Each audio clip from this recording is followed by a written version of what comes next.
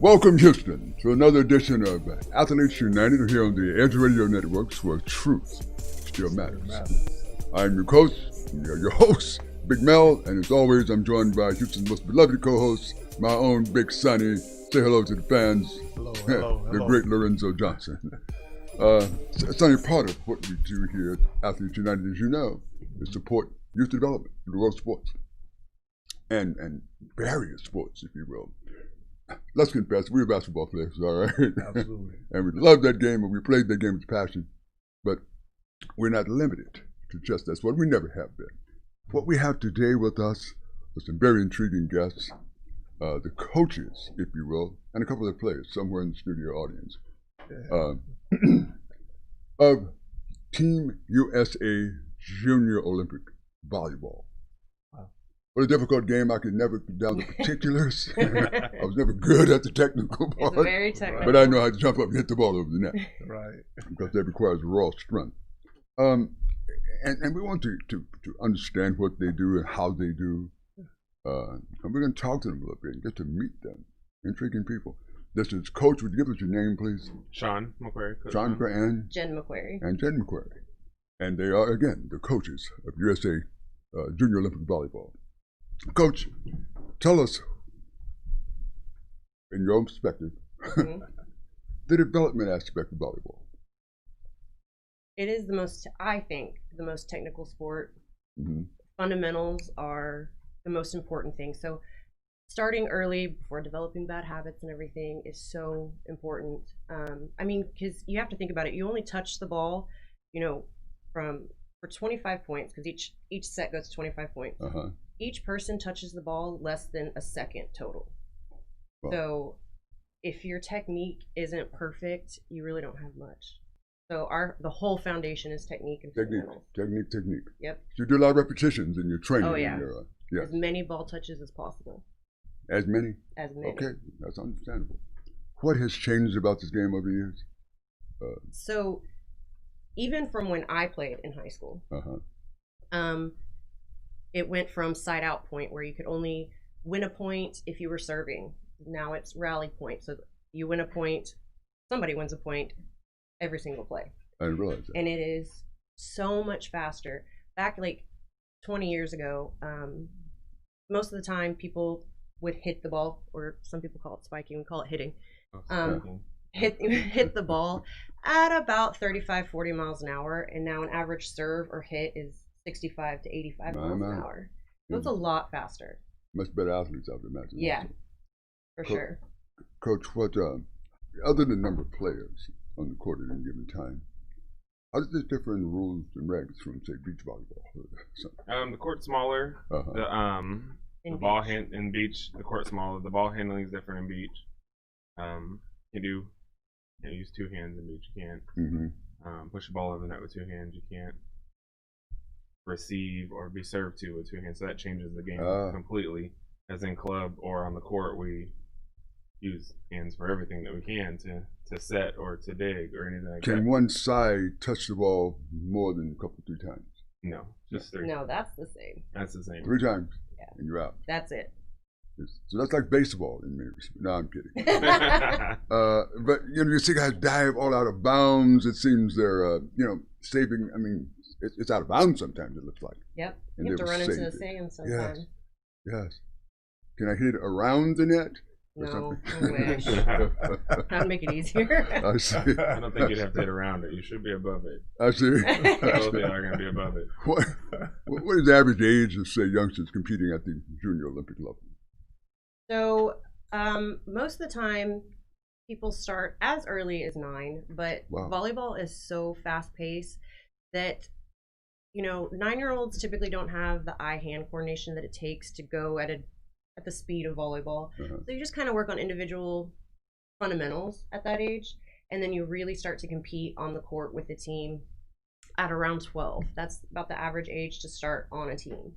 And we go through 18 years old. And then we send them off to college. Send them off to college? Yep.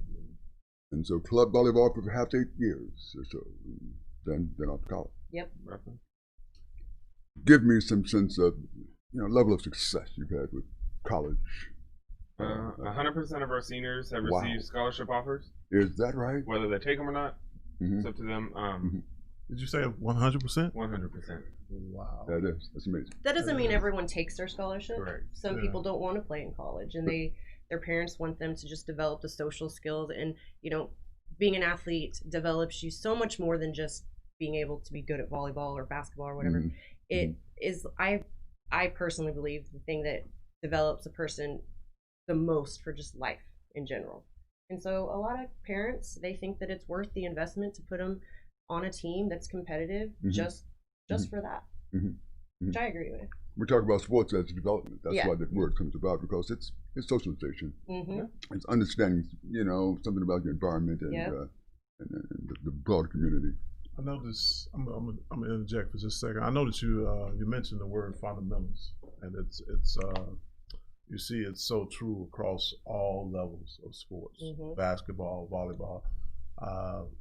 Being someone that's taught basketball myself, Pops as well. One of the most frustrating things for me would be, in dealing with that, I'll often get kids 8th, 9th grade, and I found myself having to teach them things, right? And I know this is your frustration level is going to come in right here. Yeah. Having to teach them things that they should have known years prior to coming to you. Yeah. Let's. The struggle is real. Yeah, let's speak about that. So share your experiences with. I mean, we get into stuff as simple as just talking, just communication. They don't run into each other, and I have seniors that don't talk. I'm like, you're about to go to college next year, and you're not communicating. We're running into each other. I have girls tripping over each other and hurting themselves. I'm like, all you have to do is say, got it. Right. I mean, speaking of that, volleyball would require adequate spacing, right, to avoid that kind of situation, right? Okay, go ahead, carry on. I just wanted to, because spacing is important in basketball as well. Yeah. You have a 30 by 30 court. 6 people on the court. So you're thinking that's 5 6 people are covering 900 square feet. I mean, I don't know. It doesn't make sense to me. I mean, yes, it can be frustrating if a girl or an athlete isn't very coachable and doesn't take instruction well. But I'm confident enough in my abilities as a coach to really help anybody get better. I've taken girls that have been cut every single year from high school, and they come to me their junior year, and then they make starting varsity their senior year, and go on for full ride scholarships. And I've only had them 6 months. And of course, those are coachable kids. Right. But volleyball is so technical that it's kind of black and white. You have to do it this way because no other way works. I see. So I think it's easier to develop more quickly than other sports. My frustration came in when working with kids in that manner for basketball. It was never the kid. It was my frustration come in to play where I'm thinking, who in the world was working with you? Yes. Prior to you coming to me. Oh, yes. Because these are things that should have been taught. What did you do? Just roll the ball out and just let them do whatever they want to do? That's true. That was my frustration. Not with the kid. Yeah. Because I made up ground with the kid and was able to cover the things I need to with the kid. But I'm like, no. Who was working with you? Like, what were they doing? Or they were. I think that we do have a really big division in volleyball where you have high school coaches and you have club coaches, and there are some incredible high school coaches. But unfortunately, a lot of the districts have to take, someone that's actually a tennis coach or a softball coach and put them into the volleyball coach position, and they don't know enough. So these players throughout their school year develop really bad habits, and we have to break them. I see. And so there's a big division there, just because. Well, tell me this now. At some point, you're either holding tryouts or you're pulling kids from different select positions. What are the kind of motor skills? What are key motor skills you look for that would let you know this person can be a valuable volleyball player, if you will? Well, volleyball, lateral, quick movements. Obviously, if you're a hitter, you have to have some sort of vertical. You have some coaches that say, I want height, but I don't care. If you're 5'6", but you jump like you're 6'2", you're 6'2" to me. So If you're wanting to hit, I need you to get up off the ground. If you're a passer or a setter, you have to be able to move laterally very quickly. That's it. Because, I mean, our movements are 2 and 3 steps each time. We're not running long distance. We have to be able to cut and turn. So your training and practice, what kind of conditioning drills do you do? I have a unique way. I believe that conditioning without a ball is pointless, and you can do that outside of practice. So if we're going to condition, we're going to do it with the ball. So anytime we are trying to get our endurance up, we have a ball in our hands doing something. I don't want to waste that precious practice time teaching you to run. You can do that on your own at home.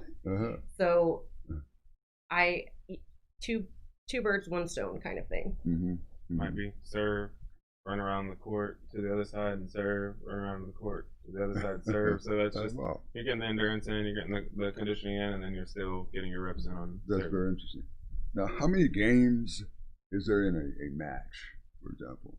Well, in high school and college, it's 3 out of 5. But with club, because we play so many matches, and a match is, 2 sets, 2 or 3, it's 2 out of 3, sets to 25. We play anywhere from 6 to 12 matches in a day. So we do 2 out of 3 instead of 3 out of 5, where, because high school and college, they play 1 game a day, or 1 match a day. That's it. You may play 4, you may play 2 or 3. We may play 6 to 12. Is this game televisable? Is this game, in your mind, something I can build excitement around, drama around? Absolutely. Really intrigue. Really? Yeah. Okay. So fast. Give me your best example. Give me your best example of why. That's her life right here. So when we were at Nationals this past year, AAU Nationals in Florida, it's those moments where you forget to breathe because you're watching everything, and everything happens so fast. And it's where someone from the other team hits the ball at 65 miles an hour, and you don't think your player can get there to pick it up before it hits the ground. And she shows up out of nowhere, diving across the floor, picks it up, and makes a great play out of it. It's so athletic, it's so fast, and it changes so quickly. The momentum of it changes. Blowouts are not a big thing in volleyball. It's usually very close, very back and forth. I see. So there's no crying in volleyball, is there? I mean, that's coach. Well, maybe. All right. I was kind of curious. That stems down from that's a whole other segment. About time for break. You want to take us into break? Well, we're talking with Coach Sean and Coach Jen. Coach Sean and Coach Jen of the USA Junior Olympic Volleyball Club. I'm going to take a short break and we'll be right back.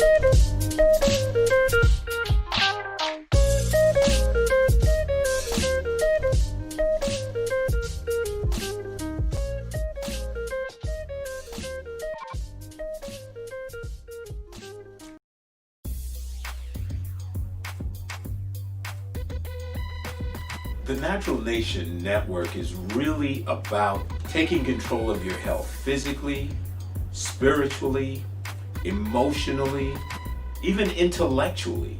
because there's so much out there in misinformation. There's a lot of people now that are suffering from all sorts of diseases that they really wouldn't have to suffer for if they had better information.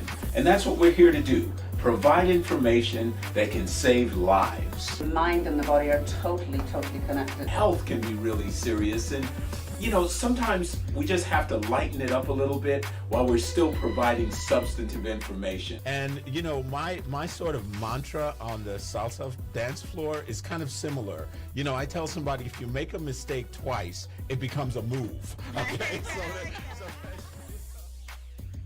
Tune into Natural Nation every Tuesday at 11 a.m.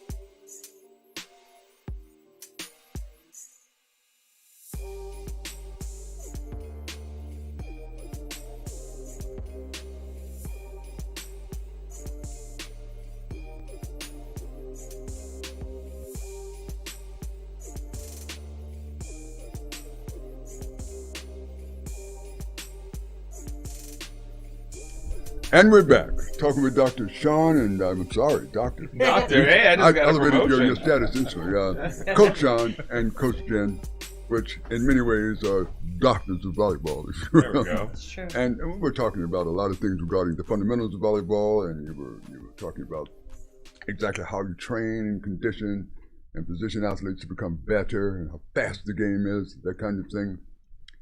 There is a particular skill that I want to understand. Can you give me that hand? What does it look like? So you close one fist, Close one fist. and then wrap the other one around. Oh my God. And then point your thumbs. And point your thumb. I'm going to thumbs down. And you're supposed to directionally hit a round spheric object. Yes. Really? That's traveling about 65 to 80 miles My an hour. God. My God. Goodness. There's no telling where that ball is going to go once it hits. Right. Hey, we get hit in the face because sometimes you don't have time to react. It's so fast. You get hit in the face, the shoulders, the knees, My.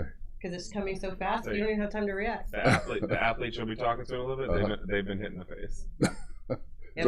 So that's a matter of course playing this game, right? I mean, Yeah, you that's really like- get hit in the face. You're not a real volleyball player until you get hit in the face. I see. Put a stamp on No, Yes. Of approval. That's no a good missing one. teeth or anything like that. Hockey player. Well, No, Not that I know of recently. yeah, not recently, but I've seen it happen. It's capable. It's possible. Oh, yeah. Yes. All right, I see.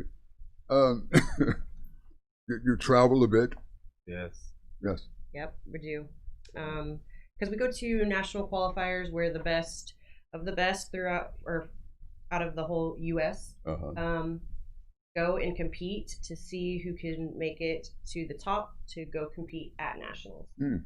So, last year was obviously a little bit different because of COVID, but we start to travel in February and then through March, April, May, and then nationals are in June. Okay. And you are based Allegiance is the name of the volleyball club. Allegiance You're based in- volleyball.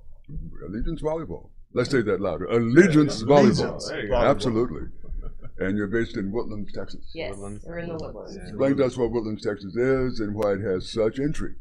Well, Youth sports. the Woodlands is growing like crazy, Okay. and it's actually Conroe area, but we take people from Huntsville to Livingston, Humble, Sugar Land. Mm-mm. We've had people come from Okay. Bryan. Sugarland. Oh. That's kind of far. Yeah, it is, but it's worth it. You know? Mhm. To get good coaching. Yeah, Absolute good coaching. yeah. Absolutely. Excellent Key words right there.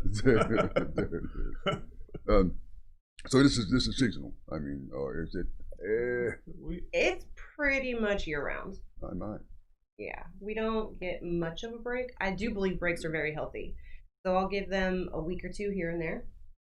But it's mostly all year. Pretty much. Even the competition. For the most part, competition starts in December, and then it usually ends end of June. Uh-huh. So, and then we have tryouts in July, and then we have skill building August, September, October, November, and then we start back in competition. So we're training. You get a little bit of a break, but not much. Not much. Yeah. Not much. Not much. Is there cross-training things that you would recommend? I mean, obviously you got to have certain skill sets, and Yes. at that level. But one of my biggest pet peeves is long distance running and heavy weightlifting. I am completely against that. It trains all the wrong muscles. We are not long distance people. We're doing quick sprints, quick movements. And so if you need, you can build endurance by doing short sprints. And, we don't travel 100 yards at a time. We travel 15 to 35 feet at a time. So long distance running is, I think, the worst thing you can do for volleyball. And then we need light, a lot of times just body weight lifting. There's no point in heavy lifting. We just need to tone and get those quick jerk muscles toned up and ready to act fast. We don't need heavy. That's it. Interesting. No. Why does volleyball practice happen at 5 a.m.? No. That's a high school thing. Our that's high in school. the evening. I don't know what that is. You got me there. That's probably a reference to how long ago I watched volleyball. How long ago I was in college. But they still do it. High schools and junior highs practice 5 a.m. Yeah. What is that? What's the necessity of that? Is there any logic? So they're outside of the school day. They want to have the practice before school starts. That it doesn't interfere with their periods. They get more time with the athletes. That's really the only reason. Yeah. The competing interests of the gym. Yes, exactly. Right. Yeah. Especially when you have like basketball training and volleyball training and whatever else has come in. Sometimes football has come in because it's raining or whatever. So if I'm 18 years old and I want to come out for the team, is that possible? So it is, as long as you're still in high school. If this is for some reason, which we don't come across this hardly ever, if it's your 5th year in high school, no, you're not eligible. If it's your 4th year and you're 18, you still have basically 1 year of eligibility. I see. The guys on the 5-year plan don't. No, if you're on a 5-year plan, won't work. A typical high school season would start in what month and finish in what month? High school is August to as late at, the exception of this year, through the end of November. Okay. And then we start. We're still training throughout that time, and then we start tournaments in December and starting to get ready for those national qualifiers and nationals in June. I know you said earlier, typical matches best 3 out of 5, right? For high school. For high school, for like a typical season for high school, like how many games would they play in a high school season? Anywhere from 25 to 35. Yeah, for high school, and then on a Saturday we play 12. Yeah, in one day. We can play up to 12 in one day. That's why we do 2 out of 3. We usually have for USAV up to 100 matches in 3-4 months. It's a lot. That's a lot of work. It's a lot. It truly is. Break times. Okay. Once again, we're talking with Coach Sean and Coach Jen. USA Volleyball Junior Olympics. We're going to take a short break and we'll be right back.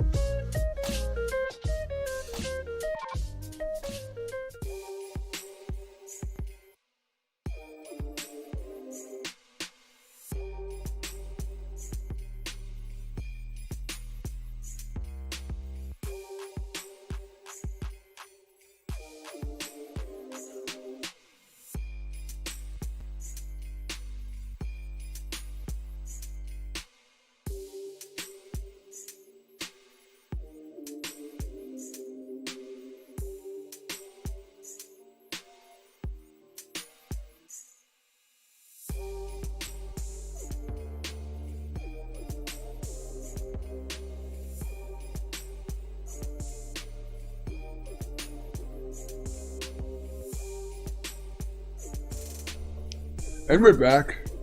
We're talking with USAV Coach Sean and Coach Jennifer. I got that right. I got that right.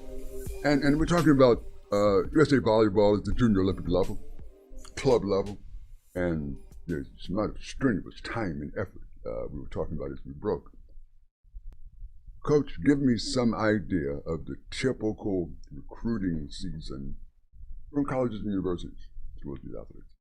Games that are on a little bit now. It's what, February 15th? February 15th. When you first start coming out to actually see you, talk to you, and then there's like dead weeks in there, and there's different times. So they have all year, but there's like a dead month in June, and then there's a dead week in November, and then so they have this whole set out schedule for it. But typically they start in February, that they actually come out and see you play at tournaments. I see. And then that runs through. Now, a college coach still can't talk to a sophomore or younger. They have to talk to the coach. Everything has to go directly through the coach. Who determined that? The That's a good question. Really? NCAA rule. You have to function under NCAA guidelines, even though you may be club level. Right. Yes. Okay. All right. That's they have to wait until I think it's now June 15th, going into their junior year. So before their junior year. Then they can the player can talk directly to the coach. I see. Incidentally, we were joined during the break at the far end of the segment by our very own former professional athlete turned entrepreneur and wellness practitioner, Ms. Christy Yannick. We refer to as Dr. KJ. So she's here to make some of this magic as we do every week. Some of this, I call it making chicken soup. There you go. So, KJ, tell us what we're talking about here. Give us some idea. Yeah, so thank you, Mel, for having me on the show. And our pleasure. We have this lovely couple with us today, volleyball coaches who have been coaching for many years. You guys said y'all were coaching for... We've been open here for almost 10 years. Yeah. 10 years. And then coached before that in North Texas for about a year together. 2.5, 3 years. So about 2.5, 3 years together. And then we opened Allegiance, and so all together it's like 13.5 years we've been 13.5 years working together. Yeah. That's commendable. Yes. And you've managed to stay married during that time. I know. Isn't it remarkable? So tell us, how have y'all not killed each other yet? No. There's times, Tell us the pros and cons of working together, the pros that come with that and the cons that you feel may talk about the cons, just talk about the pros. Well, okay, we are fortunate that we actually like each other. Yeah. That helps. And we do, just like any working relationship, there's boundaries and you stick to them and it works. And the good thing is when we go home, we don't have to catch up on work. We get to talk about other issues and other things going on in our life. And so when we're not on the court, it's kind of just about us, not catching up about our day. We were with each other all day. Do y'all have a boundary of when y'all put work aside, y'all don't talk about work anymore? You'll have y'all's you time, date nights, stuff like that, where y'all just don't talk about work at all. Y'all don't bring it home. Is there boundaries, and what tips could you give somebody who works together and in business or life together, couples? So just like any other job, sometimes you just go home exhausted and it's been a long day, it's been a rough day. And I am fortunate enough, I don't have to tell him, he was there. And so I can easily say, let's veg out and talk about nothing. And he respects that because he knows you have to have that mental break, Absolutely. And, I'm fortunate enough that he considers me the head coach. Yeah. Yeah. He's a smart guy. You got it. Hammer now. And so, he listens to me and, he obviously gives me his input and everything. But at the end of the day, because this is something that I've wanted since I was, 13, that he kind of gives me the final say. I've always said she owns it, I just work there. All right. That makes sense. Just tell me what to do. Toss the ball in. I got it. Got it, coach. No, it's probably a foregone conclusion that any offspring between you two will might go to volleyball. Yeah. I have a daughter that is almost 12. Ah. She's 11 and so she's 11, and so normally she would play on a 12s team, but she practices up with a 17 and 18-year-old. Come on. Yeah, because I mean she's been doing it since she could walk. I mean before she was even talking, I was working her elbow fundamentals. And we have a lot of high school coaches already trying to get her to come play at their school. She's in 6th grade. Wow. Not even at the high school level yet. Not even junior high level. Is that interesting or what? I have a question actually. I think this could benefit a lot of people. Like, I want to know what is one thing that you feel keeps you two centered together? Like the magic sauce that keeps you two centered. It could be faith, it could be family, it could be just that one thing that keeps you two centered, grounded, together. Obviously, faith and family is number one. And we always say unified front. No matter what it is, we're gonna unified front. Everybody's gonna see that, and if we need to discuss it in the office or at home or something like that. I mean, that's probably the best thing. But faith is like the foundation of not only our marriage, but our family and our club. Yeah. You know, we do Bible studies at practice. We take 10 minutes out just to talk about how we can challenge each other and keep each other accountable for the week. You know, we pray so many times throughout practice and games and everything. So, I mean, I truly think that if we didn't have that, I don't think we would even still have this business. Really? Yeah, I agree. Amen. Yeah. I love that. So that's foundational for you. Yeah. Absolutely. Yeah. Now, you find yourself sometimes in a tough, tight game going, in the name of the Lord. Yeah. Let us win this. Please let her make this in Jesus' name. Well, I mean, that's understandable. And I think that's a great method of unifying the cause and the purpose. You're not excluding anybody. You don't care who or how. But in my case, the background is if I'm going to play volleyball, correct? And if I'm good enough to make your team, you don't care. Correct. I mean, that's the question. Oh, I was like, wait a minute. I'm like, correct. That is the question. All right, very good. Very good. Allegiance is the name of the volleyball club. Can you explain that name a little bit, Coach? Allegiance definition is integrity. So we've always had integrity, even playing on the court. When it goes to a crucial point or something, and they hit the ball and it might go out of bounds, somebody calls it out, but my girl's like, "Coach, I touched it." We're like, "Well, go tell the referee you touched it, because I don't want to win by lying or cheating. I want to win by doing the right thing." So it's always been integrity. We call them honor calls. Honor so calls. Good. So it didn't take long to come up with his name. No, not at all. And I love that symbol there. What do you guys, the volleyball? With the Texas flag. Yes. Yeah. Lone Star. Because we're here. We make that clear to everybody. That's right. So this is what people know when we travel. We go to Boston, Vegas, Atlanta. There you go. Florida, they see the logo. It's on all our uniforms. And don't you mess with Texas. Nope. That's By right. all means. That's great. That's great. Youngest memory of your club currently is what? The youngest memory? Youngest member of your club. Oh, member. 8 or 9? 8. Yeah. 8? Wow. Wait a minute. 8 now? As in 8. 8. Crazy. I know. Infinity 8. They practice, so they're in the red shirt or the developmental program, so they start to grow and learn the sport. Oh yeah. And then they'll have an opportunity to come watch the older girls practice, or the older girls come watch their practice, and they kind of get to work with them, set up mentorship. We may be missing something here, Dr. KJ. Wow, 8 years old. There's not, you can't do a lot of teamwork stuff at 8 because the game is just way too fast. Right. So it's just all about getting to understand how to handle the ball, the weight of it. You know, we tell girls to walk around the house with the ball just to, you know, understand how if it touches you on your right hand in a funky way, how to adjust and have the turnout that you want. So you're very limited at 8, 9, sometimes even 10 years old on what you can do. But there's still things. Sure, yeah. So training for, you know, the younger generation, 8 to, what is that, 10 maybe? Yeah, 10, 11, depending on the kid. Yeah. We find that the taller ones are usually later bloomers with hand-eye coordination. Sure.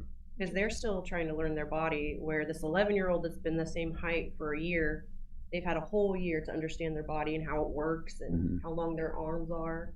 But these girls that are growing so fast, by the time they understand what their reach is, it's 2 more inches.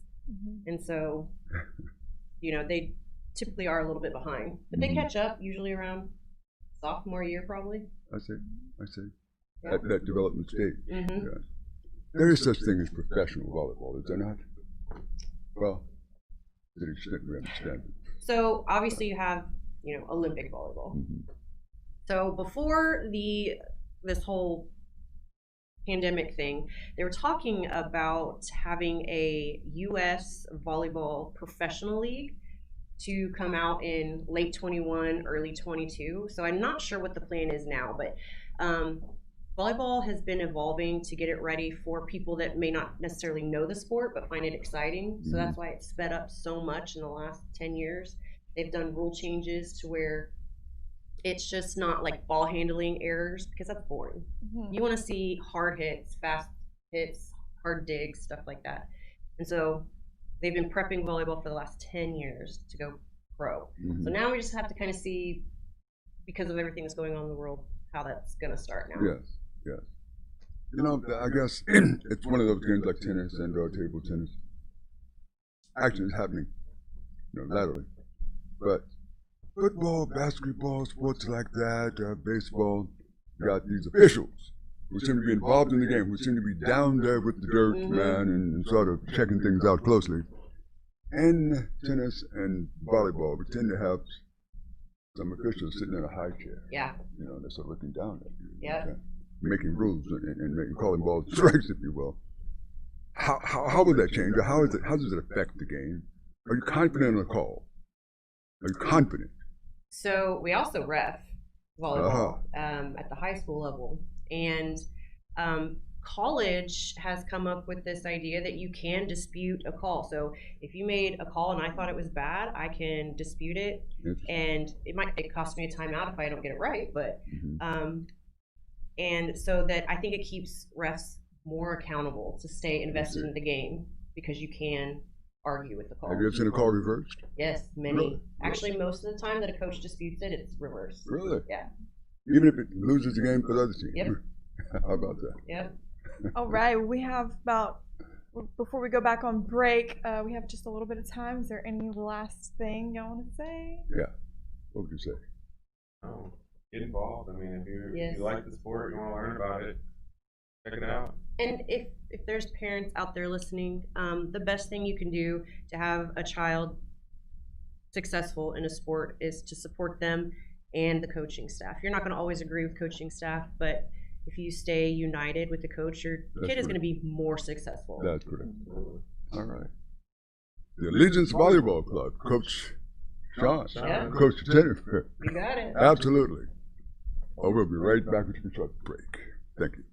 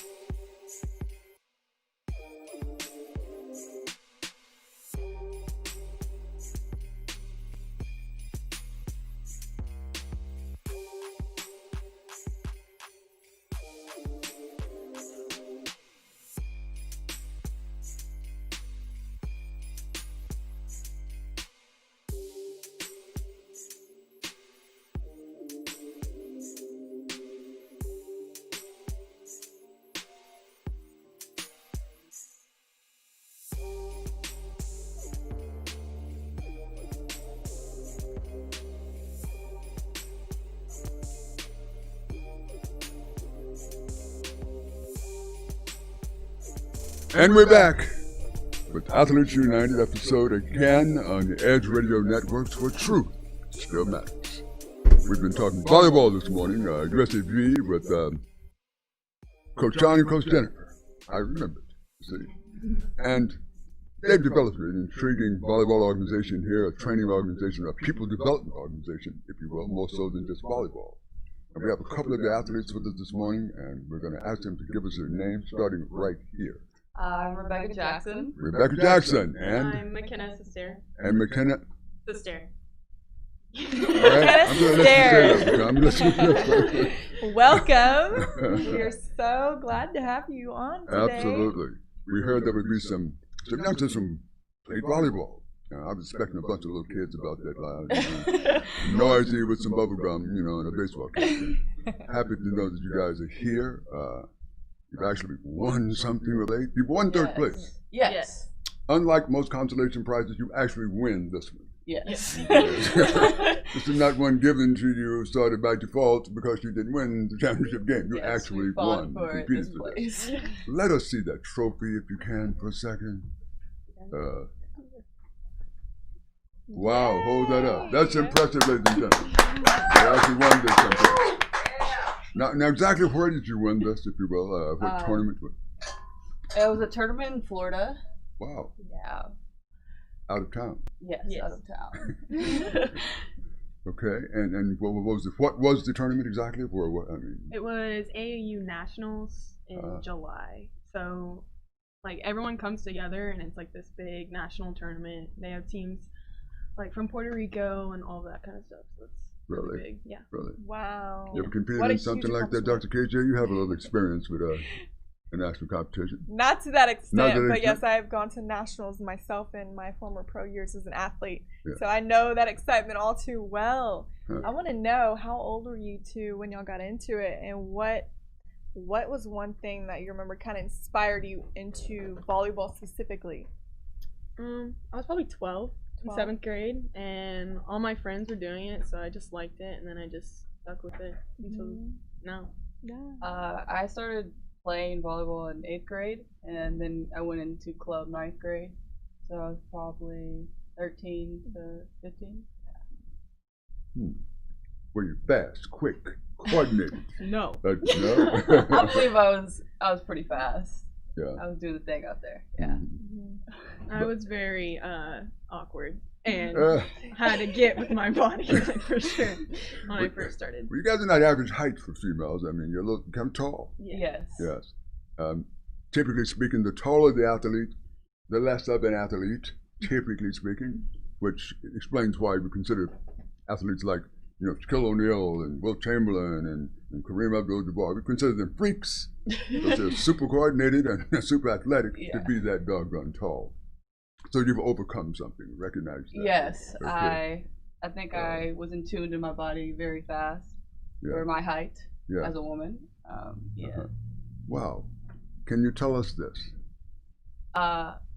Go ahead. No. I'm sorry. She's going to answer a question before I ask it. I mean, she's ready. All right? Listen, you decided to be an athlete at some point. You decided that's what made you tick. And about what age was that? Did that separate you in any way from the crowd, the gang, if you will?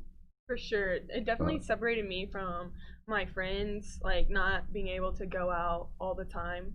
And because I was always at volleyball, because that's what I wanted to do. I wanted to be the best. And in order to be the best, you have to practice all the time. So probably about 15 is when I decided to really put everything into it. Wow. Yeah. My parents, they're very tall, and they were dedicated athletes. So they wanted me to be one too. So around 5th grade, I started playing basketball very seriously. Really? And then I was like, this is not for me. And 9th grade, I was like, yes, volleyball is where my heart is. Really? Yes. What particular sport did your parents compete in? My dad was a swimmer. How about that? And my mom she played track. She ran track. Ran track. Yes. That's powerful. So tell us y'all's positions on the court with y'all's height, everything like that. I'm curious the positions you two play. So I'm a DS, but I was a hitter for Explain to our viewers what a DS is. It's a defensive specialist. Defensive specialist. Yes. All right. And I'm a person that I never score. Well, sometimes I score. Sometimes. But, yeah. But I'm all defense, and Becca is all offense. Really? Yes, I'm a hitter. I'm a middle blocker, as they call it. I see. Yeah, I'm an offense player. I'm the one who puts the ball down, usually. I see. Yeah. You score. Yeah. So if something gets past the first line, you're the last line of defense. Kind of. Kind of, yes, sometimes. And only you're offensive minded. Mm-hmm. I see. How many people are on in any given court at a time? Six at a time. 6? Yes. On each side? Yes. So 12 altogether on each side. Okay. Yeah. I'm confused. I asked the wrong question, obviously. So how many? Let me ask that again. How many players are on the court at any given time? So there's 6 on one side and 6 on the other, so 12 altogether. 6 per team. Yeah. 6 per team. Yeah. Thank you, Dr. King. Let's simplify that. Having Elmer Fudd disease over here just enough. Listen, if now I'll ask you the same question I asked the coach. If I'm 18 years old, I'm 17, 18 years old, I've gotten a sudden, surge in energy, and I'm filling my court, and it's a little bit better, and I'm feeling an athlete. You think I can come out and play this sport at a reasonably competitive level? 100%. If you put all your efforts into what you believe you can do, you can do it, I believe. So yeah, after college, I believe that many people can go to professional, make this professional. Both of you interested in college? Yes. Scholarship-wise? Yes. Volleyball? Yes. Okay. Now you're being recruited, obviously. Huh? Yes, I'm in college right now. Oh, I'm sorry. No, you're good. I'm She's sorry. not. I'm 18. I'm a freshman in college for volleyball right now. I see. Yeah. I see. And you're going to be? Yes. I'm a You junior in high school right now. and you're confident you're going to be a recruited athlete?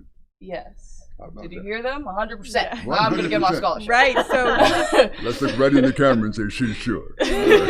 right, so we had Coach Sean and Coach Jen on. I want to know a little bit about the relationship you two have with them and how it impacts the way you play, the mentality, the mental, physical, spiritual. They mentioned y'all pray together.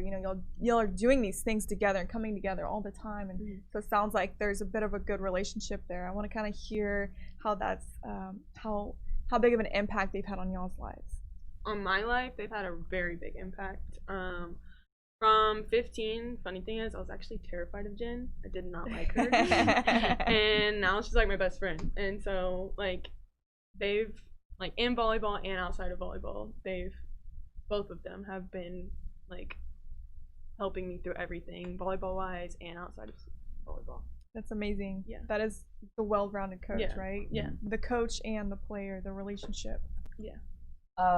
I trust them with my entire future. If she tells me to do a whole cartwheel on the court, I We're will. doing it. And yes, these people are very faithful, and we do pray between sets even if we need to, and that really has developed our relationship.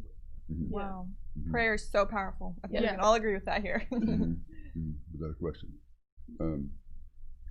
You're a freshman in college, you said? Yes. Where? Friends University Friends in University. Kansas. Yes. In Wichita, Kansas. Really? Yes. How about that? Yes. Is it a faith-based college or? Yes, it is. Okay. It's a Quaker-based college. There are Quakers in Kansas? Yes. Is that right? Yeah. Interesting. You have a competitive schedule there, obviously. Yes, I start my day at 6:30 in the morning, and then I don't go to sleep until 12, 11:30.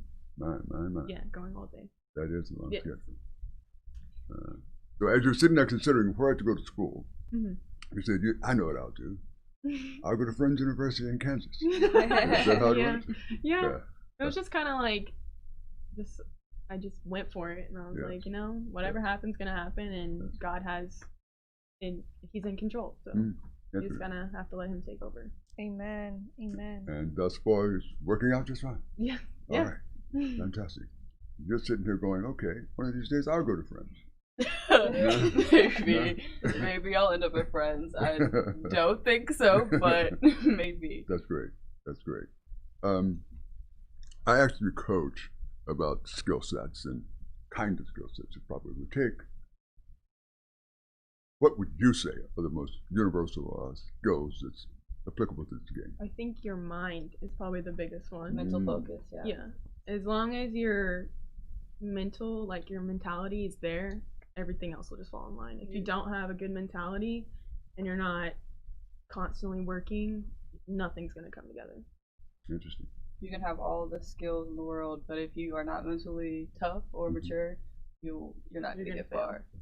Listen, these guys educate us. I mean, they're giving us the boot on this, right? We're talking to some highly skilled athletes here, and Becca and McKenna. And we're so grateful to have you this morning, and thank you for dropping by and educating us on what you do and how you do it, and giving us a way to celebrate you. Let's give these folks some kind of hand. And we're out. Thank you. Thank you.